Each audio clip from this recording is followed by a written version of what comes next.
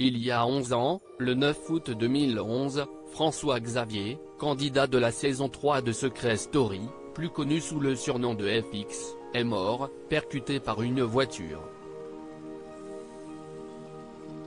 Selon le récit d'un témoin, il a été depuis établi qu'il s'agit d'un suicide.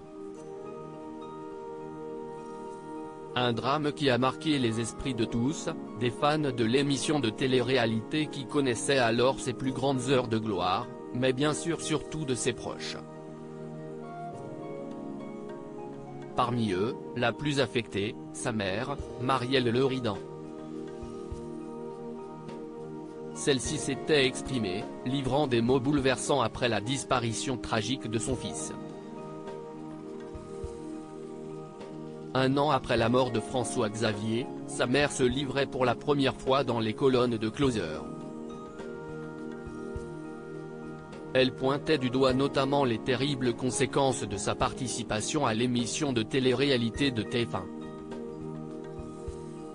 Je lui avais déconseillé d'y participer parce qu'il était sensible et fragile. À sa sortie il était devenu une autre personne, a-t-elle fait savoir. Il avait beaucoup maigri, il était instable, confus dans sa tête, comme s'il vivait sur une autre planète. Il dormait toute la journée et vivait la nuit.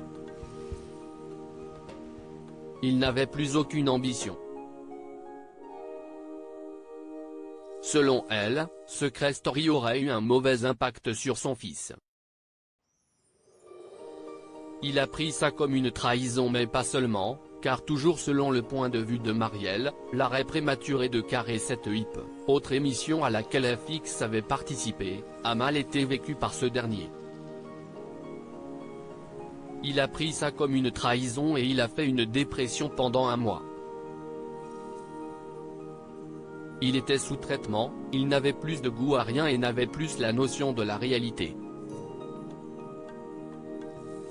Quelque chose s'était brisé en lui, a-t-elle déclaré.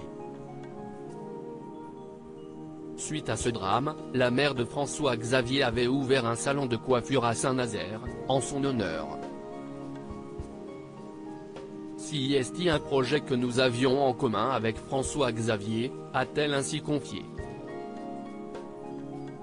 À sa mort, après avoir encaissé le choc, j'ai décidé d'aller au bout de notre entreprise pour lui rendre hommage.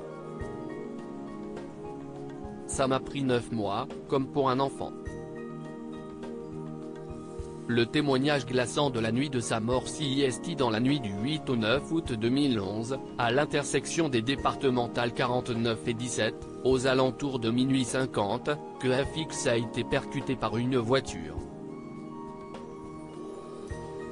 Un témoin du drame, avait relaté l'événement à nos confrères de Closer.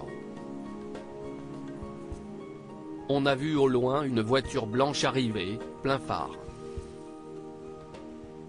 Et là, de nouveau, la silhouette de FX est apparue sur le bas-côté à l'opposé de la voiture qui arrivait. Il divaguait. On a tenté de prévenir le véhicule pour le faire ralentir mais en vain. FX s'est jeté dessus. Après un vol plané, il a atterri dans le fossé, a-t-il notifié. Un récit glaçant.